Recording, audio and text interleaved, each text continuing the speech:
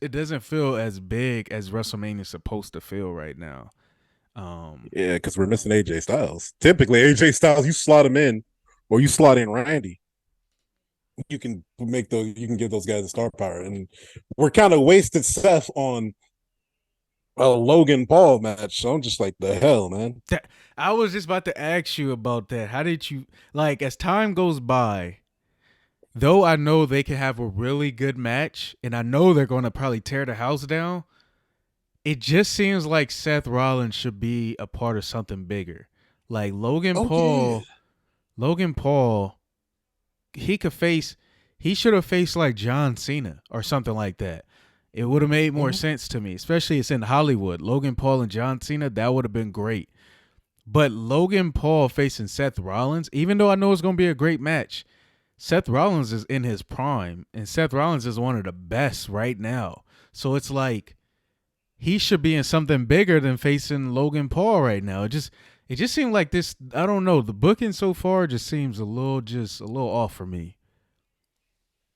It feels like though, like you know how they say the term, it's on the pulse. That's what it really feels like, and we can't read the pulse correctly. And for me personally, I would agree. It should have been Logan versus John Cena, and then we could have had Austin Theory versus Seth Rollins, or if not, I would have liked Montez Ford versus Austin Theory versus Seth Rollins. I think that would have been a really good match to have. But You know, a really good match though. I think I was wouldn't have a mind seeing Seth Rollins versus Sami Zayn. Honestly, I wouldn't mind seeing nah, that. I'm not against that, but I think we've already seen that, right? The Revolutionary versus the Messiah back in COVID. I feel like the how big Sammy has gotten over this past year, even though it would have been kind of random. I don't know how we would have got that rivalry to start. I just feel like that would have been a bigger match. Um, I agree. I agree. but yeah, I'm like Seth Rollins is kind of yeah versus Logan Paul. Don't get me wrong. I know it's gonna be a great match, but it just doesn't seem like the right decision to me right now. Yeah. Shit, we would have built up Bobby versus Brock. It would have been a better slate, and then we could have. Then it's like then I kind of get it because like, what are we gonna do with Bray Wyatt? And I could have been like, hey man, Seth Rollins versus Bray Wyatt could redeem yourselves match. Yeah, or you to me, I would have had them face the Usos. I would have had him and well, I forgot the name of with Howdy. I would have had those two face the Usos. Um, yeah, that's what I would have did because my original idea is Sami Zayn and Roman facing each other. Of course, barring The Rock, but like it would have been Roman and Sami, and then Roman and Cody Rhodes. So I would have had Usos needing to face someone for the tag championships. I would have slid in Bray Wyatt and Howdy to face the Usos. Shit, we missed a prime opportunity to build up and make a tag team of almost and uh, cuz I forgot cuz's Braun name. Strowman. Yep, we missed that opportunity. Yeah, Oh man! On top of that, you know the New Day is on NXT still, so it's like, oh man, it's just a bunch of random stuff going on right now. I'm like, what's it feels so. Look, we ain't got a vision for nothing right now. We're all over the place.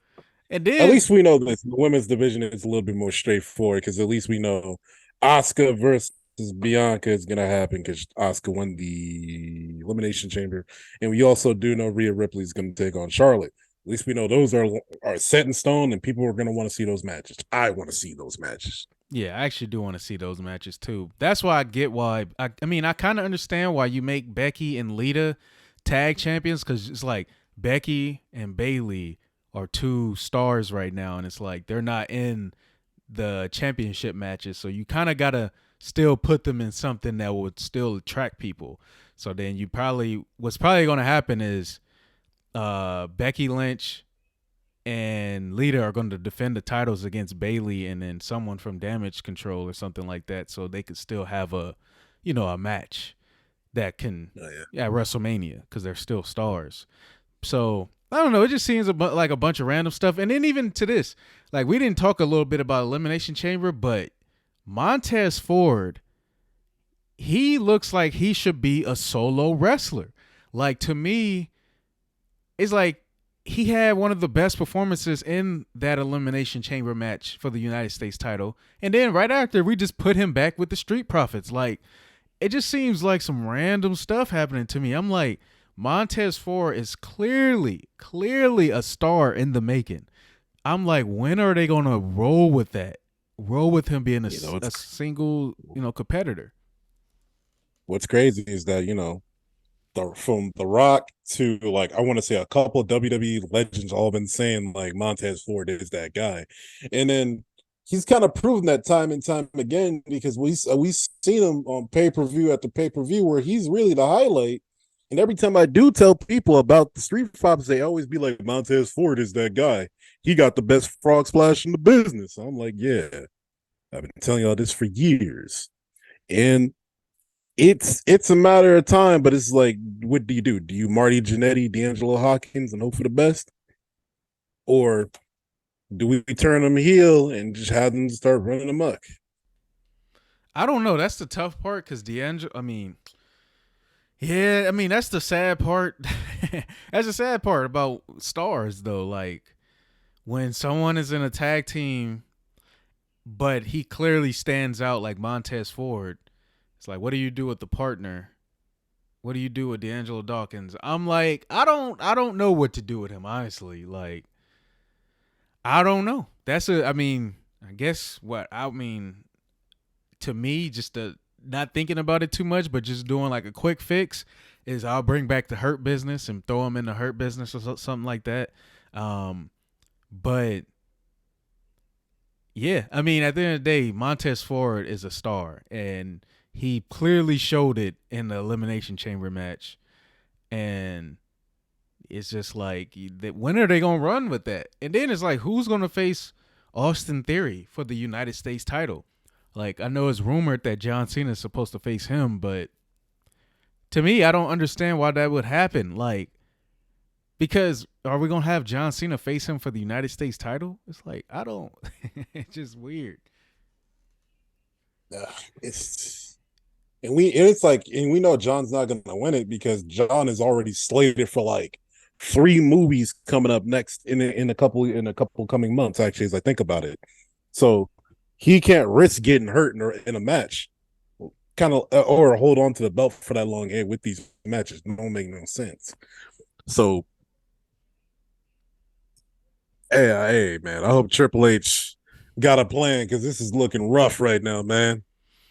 Like, I mean, I don't mind seeing Austin Theory versus Montez Ford. I think they can really have a great match. It doesn't have a lot of like star power, but in their case, you don't really need the star power. They can steal the show if they put on a great match as they still building each other up. So it's like, I mean, and then even Johnny Wrestling, he had a great showing at the Elimination Chamber as well. So I think he could be also in that United States title contention as well. So I'm just like, it's just some weird stuff going on. It's just some weird stuff. Hopefully, we get some answers to all these things